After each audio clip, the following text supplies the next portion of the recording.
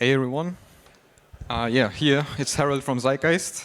Today I'm going to talk about how to migrate a parachain, essentially from any relay chain to any other relay chain, but in this context from Kusama to Polkadot. So I appreciate that all of you are still here listening after this long and exhausting day. We are all quite tired, so I think I want to try to give you a little thank you gift at this point for appearing here after that long day. And so want to celebrate this unique gathering of unique people in this unique event, trying to push the boundaries of uncertainty of a unique ecosystem with a little improvised beatbox session. I have no idea what's going to happen now, so let's enjoy this unique moment.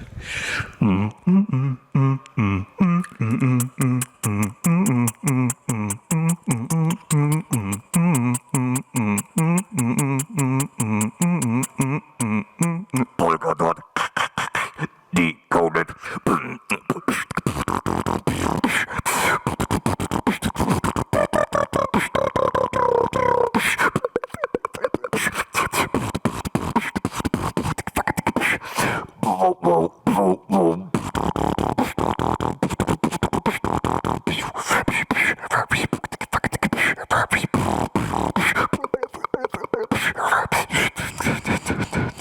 Polkadot Decoded. That's it. Okay, so this, so it's the topic's migrating a parachain. This is Polkadot Decoded 2023. My name is Harald Heckmann, working at Zeitgeist. So what we want to talk about today is we have this setup. We have one relay chain. A, it's Kusama. Assume this is Kusama. This could be Kusama. On relay chain B, this is Polkadot, and we have a parachain on relay chain A, and we want to get it over to relay chain B. Get it over from Kusama to Polkadot, for example, right? So question is, how do we do that, and what are the challenges associated to that? I'm going to use the term source relay chain and source parachain and target relay chain and parachain in this talk. So one approach that you could take is copying the data over. So basically you replicate the complete state of the source parachain on Kusama to the target parachain on Polkadot. And you could use a script to copy all the data over. And the other approach that you could take is you could re-anchor the parachain, basically not doing any copying, but just imagine it like reattaching it from one relay chain to another relay chain. So the copy data approach would use a script, read all the data from the source chain, get it modify it to be correct on the target relay chain, and then sequentially write the data to the target parachain. The problem with that is that the execution time on a block is limited. You just have so much computation, like block space every block, and you cannot copy all the data in one go. So you have issues with atomicity and consistency of data when copying the data. So this approach is like not something that you should actually do. Then with the re-anchor approach will work like that. The relay chain actually always stores the latest state and the latest state transition logic with the runtime inside its storage, and you can actually set the state and the state transition logic on the relay chain and to the parachain that you want to migrate. So you basically let the Polkadot say to Polkadot, listen, my parachain is now the parachain that lives on Kusama, and then you just connect them together. At this point, shout out to Kilt, because they were the first ones to execute this approach, and they actually discovered that one. So good job on that. You can see like a sequence diagram here that shows one source parachain on Kusama, the target parachain on relay, the target parachain on Polkadot, and the target relay chain Polkadot. So the re-anchor approach would be the source parachain adjusts the configuration of itself, of its own storage, in a way that it's valid on the target relay chain on Polkadot. Then it stops the block production to avoid any state changes during the migration. And once that's achieved, and the source parachain doesn't produce any blocks anymore on the source relay chain, Kusama in that case, you instruct the target parachain to tell the target relay chain Polkadot that it wants to update its own state, its state transition logic, the runtime, to the latest ones on the source parachain that you just have adjusted and stopped previously. And after that's done, you just connect the source parachain using a chain spec to the target relay chain, to Polkadot, and the block production can go on. That's the whole idea of like how the re-anchoring works. So there are some challenges with that approach, and one challenge is you have to have a plan B. If you mess up, your chain halts, and then it won't produce any blocks, and nobody wants that. And you could use governance to recover that, but it will take some time. And we have to shed light on how we could do this, prepare for this situation. Then aligning the state might be a problem, because what do you have to actually change in storage? And depending on the context of the migration, those values could also differ. How do you actually halt the chain to avoid state changes during the migration and to avoid double spans and forks? How do you override the state and the code of the parachain that you want to migrate on Polkadot? And how do you connect the source parachain finally detach it basically from a network perspective from Kusama and attach it to Polkadot? So how do you connect them in the end?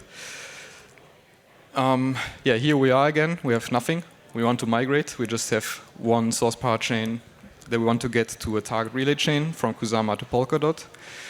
So you could recover using governance. This is pretty slow. We don't want that. Instead, we can use the manager account. Who is the manager account? Who knows what the manager account is? Let me see that. One person, two persons. Okay. And some that don't raise their hands, I'm pretty sure. But the manager account is something that's not very known and famous, but it's very, very powerful and should be used with caution. But in this scenario, it's very helpful. The manager account is the account that registered the parachain ID of the parachain in the first place. And the parachains can instruct via XCM to unlock their respective manager account. So in this case, we have a source parachain on Kusama that we want to migrate, and we have a shell parachain on Polkadot that we want to replace during the migration. And both of those parachains, they send the instruction to the respective relay chain, Kusama and Polkadot in each case, via XCM to unlock the manager. And this makes the manager almighty, because once you unlock the manager, you grant him superpowers, and this is stating the state on the relay chain of the parachain he's responsible for, setting the code on the relay chain for the parachain he's responsible for, and at this point, I can tell you the manager can do anything with the parachain, because he can specify the state, and he can specify how the state is changed in each state transition. So he can essentially do anything. Then you can swap leases with another parachain, the privilege to produce blocks. And finally, the manager can also withdraw the superpowers from himself. We are interested in the first two superpowers, because should we during the migration mess up anything, and we end up with a halted chain, then we can use the manager account to set the state and the code of the halted parachain that failed during the migration to a previous block in the history, and actually revert to a time where it still worked and fix the issues that occurred. Then the next problem is aligning the state. So essentially, I can't give you like a perfect solution that works in any case. So you have to figure that out. what exactly you have to change in the storage, so your source parachain on Kusama can actually function on the target relay chain on Polkadot. But some things that always change, that you always have to consider, are the parachain ID in the storage within the parachain info palette. You have to look into the last downward message queue head and then the HMP message queue head. So basically, this is like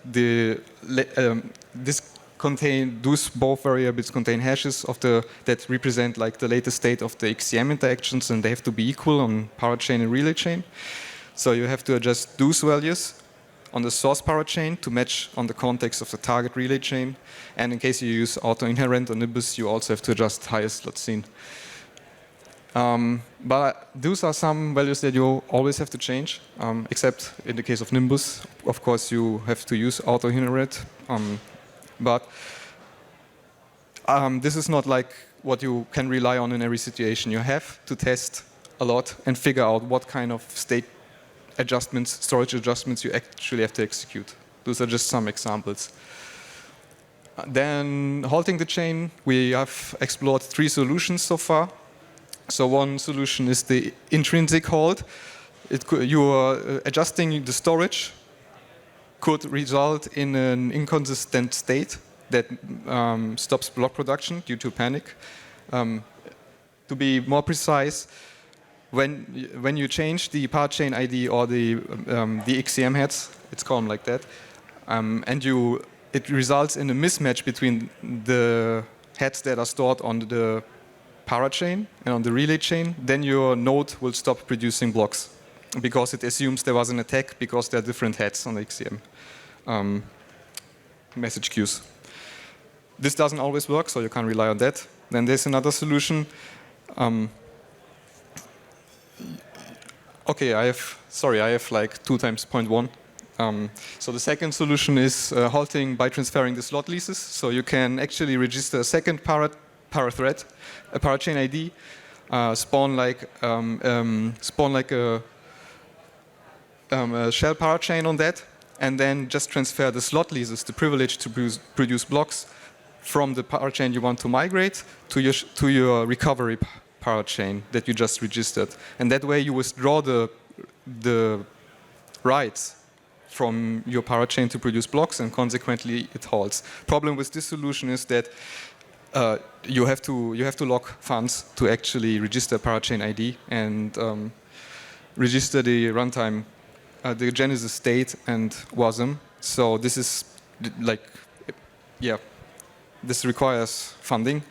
And then there's another solution. You could also halt the chain by setting an invalid state on the source relay chain. So basically you say, Kusama, the state of my parachain that I want to migrate is now another one, the state hash. And after that, it will result in a mismatch. Your parachain has another state than the one registered on the relay chain.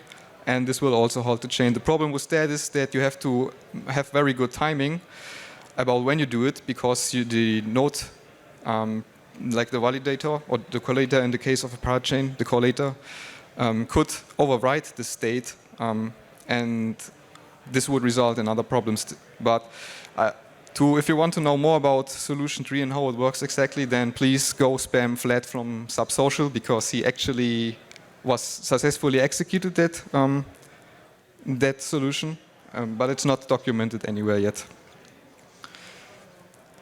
Then the chain is now halted. Now what we want to do is so our Kusama parachain is halted. What we want to do now is we want to tell the target relay chain Polkadot that what it has to expect, what kind of parachain it will serve from now on. And to do this, you go to Kusama, you get the latest head from your parachain that you want to migrate. You get the latest runtime code that was deployed on your parachain on Kusama, and then you overwrite the target parachain code and state on the target relay chain on Polkadot, matching to the values you retrieved just for your parachain that you want to migrate.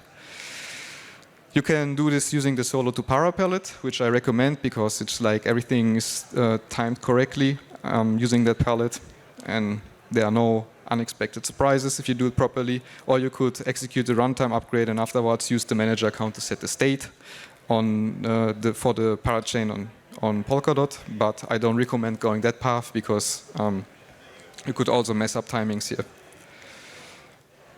So now, once we have done this, we arrived at the situation where our parachain that we want to migrate has been adjusted properly to operate on Polkadot. It has been halted. We have told Polkadot what kind of state and runtime logic it has to expect now. And the next thing and the last thing that we want to do is actually, from a network perspective, connect the halted parachain that was prepared for the migration to the target relay chain to Polkadot that was also now prepared for the migration by setting the code and the state. And this is pretty straightforward. All you have to do is you take the chain spec that you used previously, and I've marked some lines here that are important. The protocol ID, which basically identifies, like it's a unique identifier for the network, the parachain ID, and the relay chain the parachain operates on. And in the case of Zeitgeist, we just applied a new unique protocol ID. We adjusted the parachain ID to the one on Polkadot, and we said the relay chain is now Polkadot. So once you execute this chain spec on the data, like using the data of the halted parachain, it will connect to the target relay chain, in this case Polkadot. And since you adjusted the state and the runtime logic on Polkadot for the parachain already, in case you did it correct, it will be also able to go on producing blocks. This is, I'm going to skip the recap, but because the time is running out. But just quick. Ensure you have recovery, align the state on the source parachain, halt the source parachain, make the target relay chain Polkadot aware of what state and code it has to expect on the parachain that has to be migrated, and then finally, from a network perspective, connect the parachain to the target relay chain, Polkadot in that case. So this is an immensely complex operation, so I cannot emphasize enough how important testing is here. And the most time should be spent in testing and actually executing this process with the team. So use a test environment that is as close as possible to production. You might use something as ZombieNet or Chopsticks for that. If you implement a solution like that, let me know. We did it by hand. The thing why it should be as close to production as possible is that we did it on Rococo first, like on a fresh instance of Rococo. It worked. We did it on a production clone of Polkadot. The chain halted during the migration process. So don't do it like on Rococo and expect it will work, or in a new environment. Do it like as close as possible on production. You can open the slides later and see the exact steps we did as Zeitgeist. In Zeitgeist. But I want to move to the last point, and this is communication and transparency.